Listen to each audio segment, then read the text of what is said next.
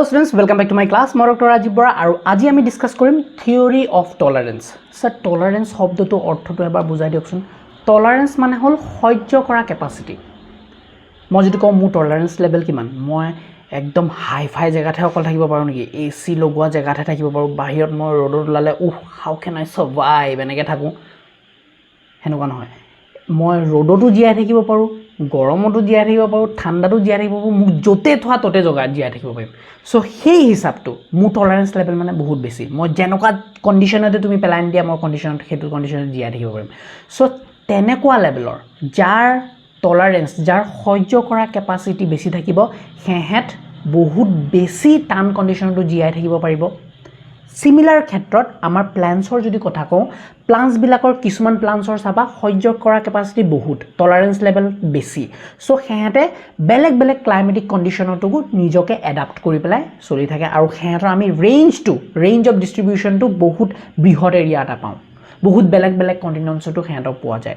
বাট কিছুমান প্লান্টছৰ টলাৰেন্স লেভেলটো একেবাৰে কম। সো হেহেতৰ আমি দেখিম যে হেহেত কিছুমান নিৰ্দিষ্ট জেগাতে সীমিত, হয়নে? সো সেই বস্তুবিলাক আজি কনসেপ্টত আজি ক্লাছত আমি ক্লিয়াৰ কৰিম। ওকে, সো এই থিওৰি অফ টলাৰেন্সটো কোনে দিছিলে? Initially formulated by American ecologist Victor Ernest Shelford in 1911। তেওঁ কি দিছিলে? It is a cornerstone concept in ecology that explains how environmental factors influence the distribution and abundance of organisms including plant species. তেওঁ এটো এটা overall concept দিছিলে। এটো অকল প্লান্টৰ স্পেচিছৰ কাৰণে নহয়, আমাৰ পৃথিৱীত পোৱা যিকোনো অৰ্গেনিজমৰ কাৰণে এই কনসেপ্টটো প্ৰযোজ্য হ'ব। তেওঁ কি বুজাইছিলে যে প্ৰত্যেকটো অৰ্গেনিজমৰ এটা ৰেঞ্জ অফ টলাৰেন্স থাকে। So range of tolerance to ki? The range of tolerance includes 3 zones. 3টা zone থাকিব। এটা হল optimal zone. Optimal zone মানে কি? যোনটো কন্ডিশনত মজাকে জীয়াই থাকিব পাৰে, একদম হাঁহি খেলি মজা আৰু মস্তি মাৰি পেলাই জীয়াই থাকিব পাৰিব। So conditions are ideal and the species thrives. Ideal condition হয়, হেতু এটা optimal rangeৰ আমি কথাটো কি সবৰে এটা optimal range বেলেগ বেলেগ হ'ব। For example, নিগনি এটা হয়তো অপটিমাল ৰেঞ্জ বেলেগ হ'ব, উট এটাৰ অপটিমাল ৰেঞ্জ বেলেগ হ'ব, মকৰা এটাৰ অপটিমাল ৰেঞ্জ জীয়াই থকা বেলেগ, কেকটাছ এডালৰ অপটিমাল ৰেঞ্জ জীয়াই থকা বেলেগ। সো এইটো টেম্পাৰেচাৰ ক্লাইমেটিক কণ্ডিশ্যনৰ ওপৰতে ভিত্তি কৰি মই কথাবিলাক কৈ আছোঁ। ওকে, তাৰপিছত আছে জোন অফ ফিজিঅলজিকেল ষ্ট্ৰেছ। মানে এইটো কি অপটিকেল ৰেঞ্জতকৈ অলপ এতিয়া ডেঞ্জাৰ চিটুৱেশ্যন অহা ষ্টাৰ্ট হৈছে। ফৰ এক্সাম্পল, গৰম বেছি হোৱা ষ্টাৰ্ট হৈছে, লাহে লাহে ঠাণ্ডাটো বেছি ঠাণ্ডা পৰিছে জেগাখিনিত। সো সেইটো ফিজিঅলজিকেল ষ্ট্ৰেছ, মানে অলপ ফিজিঅলজিকেল ষ্ট্ৰেছ হোৱা ষ্টাৰ্ট কৰিছে। যদিও এইটো কি কণ্ডিশ্যনটো কেনেকুৱা?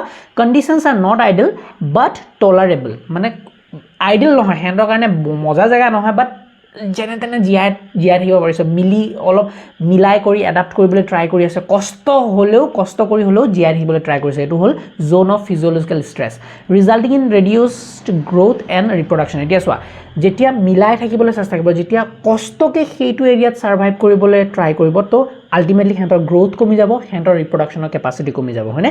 ফাইনেলি এটা চাবা জোন অফ টলাৰেন্স এৰিয়াটো কি?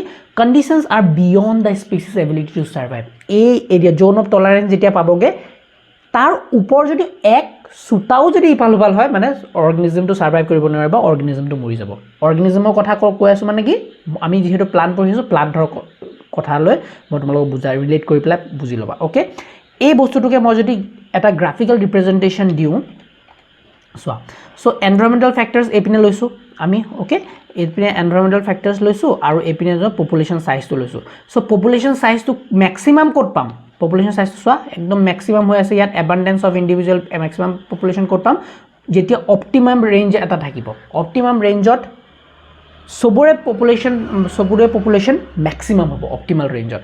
যেনেকৈ আমাৰ কথা কোৱা, আমি এতিয়া নিজকে এডাপ্ট কৰি লৈছোঁ কেনেকুৱা? একদম অসমৰ জলবায়ুলৈ, হয়নে? এতিয়া আমাক ফৰ এক্সাম্পল কাশ্মীৰত থৈ দিয়া, তুমি কাশ্মীৰত জীয়াই থাকিব পাৰা না? কাশ্মীৰ বাদ দিয়া না, তুমি শ্বিলঙতে তোমাক এসপ্তাহৰ কাৰণে থৈ দিয়ক, তোমাৰ এনেকুৱা বেছি ঠাণ্ডা লাগিব নহয়। তেতিয়ালৈকে মই তাত শ্বিলঙত পঢ়োঁতে, মই যেতিয়া ইউনিভাৰ্চিটিত পঢ়ি আছিলোঁ, তেতিয়া মই যেতিয়া 6 বছৰ আছোঁ, 6 বছৰ হোৱাৰ লগে লগে মই ঠাণ্ডাটো এডাপ্ট কৰিব পাৰি গ'লোঁ, মোৰ ঠাণ্ডা ইমান নালাগে। কিন্তু ইয়াৰ পৰা যোৱা মানুহ একদম কঁপি থাকে এদিনতে গৈ, হয়নে? মোৰ ফ্ৰেণ্ডছবিলাক যে এতিয়া কঁপি থাকে তাত গৈ, মই বোলে এই একো নাই, ঠাণ্ডা নাই। তাৰপিছত আকৌ মই যেতিয়া ইয়ালৈ আহোঁ, অসমলৈ আহোঁ, তেতিয়া পঢ়ি থকা অৱস্থা মই যেতিয়া ইয়ালৈ আহোঁ, তেতিয়া অৱস্থা বেয়া হৈ যায়, হয়নে?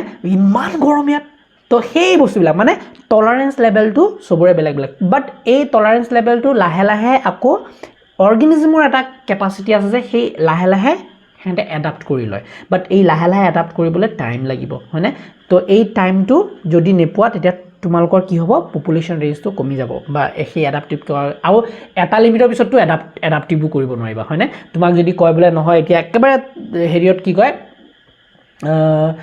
য'ত নেকি ছমাহ আৰ্কটিক ৰিজনত ছমাহ তাত ৰাতি হৈ থাকে দিন হৈ থাকে তাত তোমাক থৈ দিয়া তাত হিউমেন থাকিব নোৱাৰে থাকিব পাৰিব বাট স্পেচিয়েল হেণ্ডৰ হেৰি লাগিব স্পেচিয়েল ছাপৰ্ট লাগিব হয়নে চিটুৱেশ্যন বনাই ল'ব লাগিব আৰ্টিফিচিয়েল কণ্ডিশ্যন বনাই ল'ব লাগিব হিউমেন জীয়াই থাকাকৈ চ' সেইবিলাক বস্তু চ' যি কি নহওক মই টপিকটোৰ পৰা ওলাই যাব বিচৰা নাই চ' তিনিটা ৰেঞ্জ আছিলে এটা হ'ল অপটিমেল ৰেঞ্জ য'ত নেকি পপুলেশ্যন চাইজ চবতকৈ বেছি হ'ব তাৰপিছত কি হ'ব তাৰপিছত তুমি এটা ৰেঞ্জ পাবা জ'ন অফ ফিজিঅ'লজিকেল ষ্ট্ৰেছ তাত লাহে লাহে কমি আহিব পপুলেশ্যন চাইজটো কমি আহিছে দেখিছেনে এইটো ফিজিঅ'লজিকেল ষ্ট্ৰেছ তাত ফাইনেলি তোমালোকে কি পাবা ৰেঞ্জ অফ টলাৰেঞ্চ এইটোৰ বাহিৰে এইটোৰ এগেইনষ্টত আৰু যদি ৰেঞ্জ অফ টলাৰেঞ্চটো আৰু যদি বাঢ়ি যায় তেতিয়া কি হ'ব তাত ইণ্ডিভিজুৱেল নাথাকে ন' ইণ্ডিভিজুৱেল অ'কে চ' এইটো জাষ্ট গ্ৰাফিকেল ৰিপ্ৰেজেণ্টেশ্যন তোমালোকে এক্সামত যদি মনত থাকে গ্ৰাফখন আঁকি দিবা it will enhance the answer হয়নে এনচাৰটো ভাল লাগে দেখিবলৈ অ'কে নেক্সট এটা কনচেপ্ট আছে থিয়ৰী অফ টলাৰেঞ্চৰ আণ্ডাৰত সেইটো হ'ল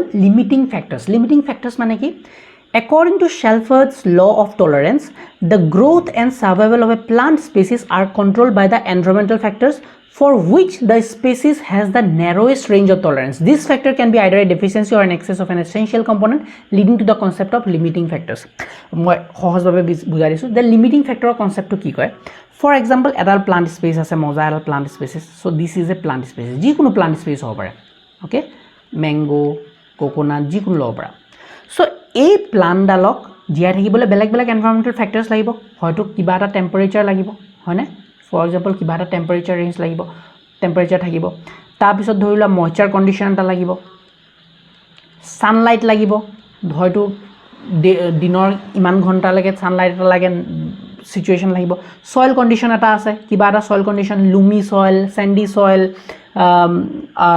কি কয় এচিডিক ছইল এলকালি ছইল এনে যিকোনো ছইলৰ কণ্ডিশ্যনত ই ভালকৈ গ্ৰ' হ'ব পাৰে এতিয়া এইবিলাক যে বেলেগ বেলেগ এনভাইৰমেণ্টেল কণ্ডিশ্যন আছে চব যদি ধুনীয়াকৈ পাই থাকে গোটেইকেইটা যি পৰ্যায়ত লাগে সিমান এমাউণ্টতে পৰ্যাপ্ত এমাউণ্টতে পাই আছে বাট ইয়াৰ গ্ৰ'থটো কেতিয়া লিমিট হ'ব ইয়াৰ ছাৰ্ভাইভেলটো কেতিয়া লিমিট হ'ব ফৰ এক্সাম্পল ছইলৰ কণ্ডিশ্যনত ই নেৰ'য়েষ্ট ৰেঞ্জটো পাই আছে নেৰ' ৰেঞ্জ ফৰ এক্সাম্পল ইয়াক লাগে ছইলৰ pH ফৰ এক্সাম্পল ইয়াক লাগে ই 6.5ৰ পৰা 6.6ৰ ভিতৰতহে জীয়াই থাকিব পাৰে pH ৰেঞ্জটোত আৰু এই এৰিয়াটোত pH ৰেঞ্জৰ বহুত এটা হিউজ লেভেলত গোটেইকেইটা সমান পাই আছে ধুনীয়া পাই আছে টেম্পাৰেচাৰো একদম মজা পাই আছে মইশ্চাৰো পাই আছে ছানলাইটো পাই আছে যি লাগে ৰেইনফলো মজা যি লাগে সেইটোৱে পাই আছে বাট আল্টিমেটলি তাৰ গ্ৰ'থ আৰু ছাৰ্ভাইভেলটো কোনটোৰ ওপৰত ডিপেণ্ড কৰিব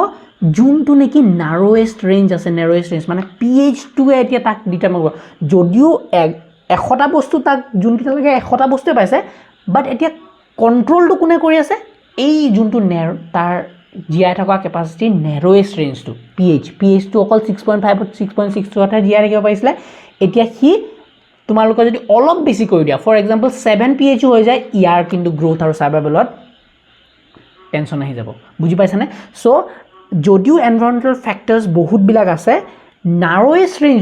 নেৰ'য়েষ্ট ৰেঞ্জৰ যোনটো পেৰামিটাৰ থাকিব সেইটোৱে ডিপেণ্ড আল্টিমেটলি কণ্ট্ৰল কৰিব গোটেই প্লাণ্টৰ গ্ৰ'থ আৰু ছাৰ্ভাইভেলটো আই হোপ তোমালোকে বুজি পাইছা ফৰ এক্সাম্পল pH-টো বাদ দি পেলাই তুমি ৰেইনফলটো লৈ লোৱা ফৰ এক্সাম্পল pH মজা পাইছে pH-ৰ ৰেঞ্জটো তাৰ বহুত বেছি বহুত ভেৰিয়েশ্যন pH সি কণ্ট্ৰল কৰিব পাৰে বাট ৰেইনফলটো তাৰ মাথাটো গৰম উঠি যায় ৰেইনফল কম বেছি পালে ৰেইনফলৰ এটা নিৰ্দিষ্ট এমাউণ্টৰ ৰেইনফল তাক লাগিবই লাগিব সেইটো হ'ল তাৰ নাৰ'য়েষ্ট ৰেঞ্জ তো ৰেইনফলে এতিয়া কণ্ট্ৰল কৰিব তাক বাকীকেইটা গোটেইকেইটা ধুনীয়াকৈ দি থাকিলেও নহ'ব ৰেইনফলে কণ্ট্ৰল কৰিব চ' সেইটো হ'ল ল অফ লিমিটিং ফেক্টৰৰ ওপৰত তিনিজন আৰু চাইণ্টিষ্ট আছে যোনে নেকি ল দিছিলে মই বুজাম কিন্তু তাৰ আগতে তুমি এক্সাম্পলকেইটা চাই লোৱা যে লিমিটিং ফেক্টৰৰ এক্সাম্পল যদি চোৱা বেলেগ এক্সাম্পলছ যদি চোৱা আমি ডেজাৰ্টৰ কথা পাতোঁ এই দুটা যে আমি ডিছকাছ কৰিলোঁ থিয়ৰী অফ টলাৰেঞ্চৰ তুমি এক্সাম্পলছকেইটা ডেজাৰ্ট প্লাণ্টছ আমি জানো কেকটাছ য়েছ চবেই জানো কেকটাছৰ টলাৰেঞ্চ লেভেল তুমি বেছি ভাবা নে কম ভাবা কম হয়নে সি ডেজাৰ্ট ৰেঞ্জ চেণ্ডি সয়েলতহে জীয়াই থাকিব লাগিব আৰু জীয়াই থাকিব পাৰে তাক এৰিয়াটো লাগিব একদম গৰম ৰেইনফল কম চেণ্ডি সয়েল তেনেকুৱা ধৰণৰ কণ্ডিশ্যন তো কেকটাই এণ্ড আদাৰ জেৰ'ফাইটছ মানে যোনবিলাক ডেজাৰ্টত থাকে সেইবিলাক জেৰ'ফাইটছ বুলি কওঁ আমি একেলগে have a high tolerance level for heat and drought but cannot survive in waterlogged or excessively cold condition পানী জমা হৈ থকা অৱস্থাত জেগাত হি জীয়াই থাকিব নোৱাৰে আৰু cold condition হি জীয়াই থাকিব their distribution is largely confined to arid and semi arid region গম পাইছানে arid আৰু semi arid region হেতে হেতে জীয়াই থাকিব পাৰে এটো কিয় এনেকুৱা হয়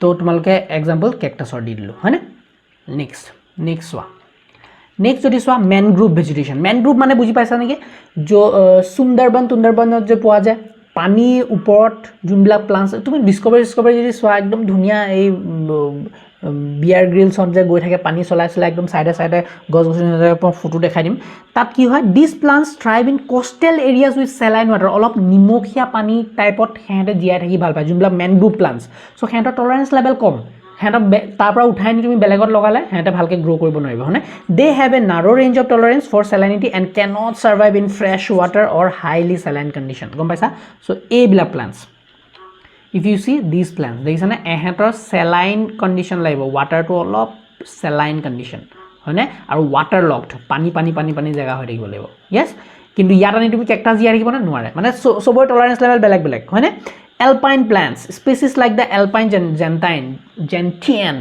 alpine মানে কি যোনবিলাক নিয়ে কে ঠাণ্ডা ইয়াত পোলছ বিলাকত থাকে এইবিলাক alpine vegetation have a high tolerance for cold and low nutrient availability but cannot survive in warmer low altitude areas তাৰ পৰা তুমি বেলেগত নিবা জীয়াই থাকিব নোৱাৰে সো তাৰ টলাৰেঞ্চ লেভেল কম yes সো এইবিলাক হল alpine plants বিলাক okay so this was your important concept regarding theory of tolerance etia kisman important laws aru contribution as a theory of tolerance or upor disile etu okol মানে plants বুলি নহয় বেলেগ অৰ্গানিজমৰ ওপৰতো খাটে তো যদি তোমালোকৰ অলপ বেসিকে মাৰ্কস আহি গল then you can add this theories also so প্ৰথমটো হল ল অফ লিমিটিং ফ্যাক্টৰ কোনে দিছিলে ব্ল্যাকম্যানে this law emphasizes the multiple environmental factors can limit the growth and survival of a species and the factor in shortest supply relative to demand is the most critical একে বস্তু মই অথনি যে limiting ফ্যাক্টৰৰ কথা কলো যে এটা বস্তু জীয়াই থাকিবলে যদি বহুতো বেলেগ এনভায়ৰনমেন্টাল ফ্যাক্টৰস আছে ফৰ এক্সাম্পল ৰেইন আছে ৰেইনফল আছে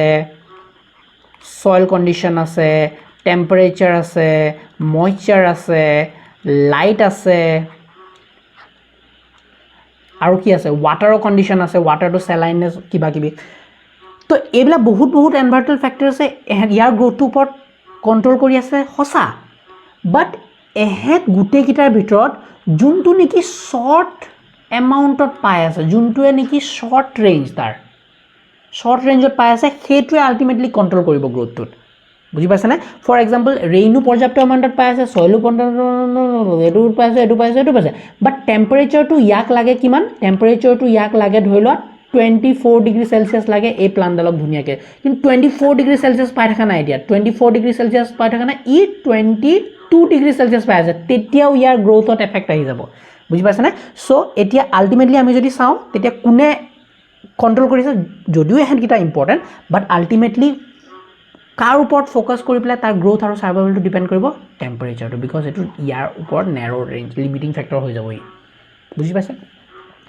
গছ কম্পিটিটিভ এক্সক্লুশন প্ৰিন্সিপাল এটো একদম ইজি গছ কি এজ সাইন্টিষ্ট আছিলে G F Gause this principle stated two species competing for the same resources cannot coexist if other ecological factors remain constant one species will outcompete the other highlighting the importance of niche differentiation মানে একটা এরিয়াত দুডাল plants কেতিয়াও জিয়াই থাকিব নোৱাৰে যদিও U একে বস্তু লাগে একেটা বস্তু কাৰণে কম্পিট কৰিলে ইয়াকো একে ধৰণৰ সয়েল লাগে ময়েশ্চাৰ লাগে সাৰ যোনটো ফাৰ্টিলাইজাৰ লাগে ৰেইন লাগে কিবা লাগে আৰু ইয়াকো সেম কন্ডিশন লাগে তো এহেতৰ দুটাৰ মাজত কি হ'ব ফাইটিং হ'ব দুটাৰ মাজত ফাইটিং হ'ব আৰু ফাইটিংৰ পিছত এহেত দুটাৰ পৰা অকল এটাহে উইনাৰ হ'ব আৰু হেতুহে জিয়াই থাকিব তো এটো হল এক্সক্লুশন প্ৰিন্সিপাল মানে যদি দুটা বস্তু সেম ৰিকোয়াৰমেন্ট লাগে হেতক এই সেম ৰিকোয়াৰমেন্টৰ কাৰণে এহেত দুটাৰ মাজত কম্পিটিশন হ'ব আৰু জুনে জিকিব হি থাকিব আৰু ইটো এক্সক্লুড হৈ যাব আতৰি যাব হেতু Okay, last, law of minimum, same, formulated by Justus von Liebig in the 19th century. This law states that plant growth is limited by the scarcest resource, limiting factor, even if all the other necessary nutrients are abundant. Eke bostu, law of limiting factor, law of minimum, eke bostu hoye goise. Jodio gutekira bostu ekdom huge amount of pai ase, but juntu kom level ot pabo he he ultimately decide koribo plant ডালৰ growth কেনেকুৱা হ'ব, সাৰ্ভাইভেল কেনেকুৱা হ'ব, reproduction কৰিব পাৰিব নাই গোটেইখিনি। Okay, চ' এই তিনিটা ল মনত ৰাখিবা আৰু মই যোনকেইটা এক্সাম্পল দিলোঁ সেইকেইটা লিখি দিবা। ৱেল টু গ' theory of tolerance is done. So' next ক্লাছত আমি নেক্সট টপিকটো ডিছকাছ কৰিম। আজিলৈ ইমানতে এণ্ড কৰোঁ। যদি ভিডিঅ'টো ভাল লাগিলে please like, subscribe and share. Bye bye.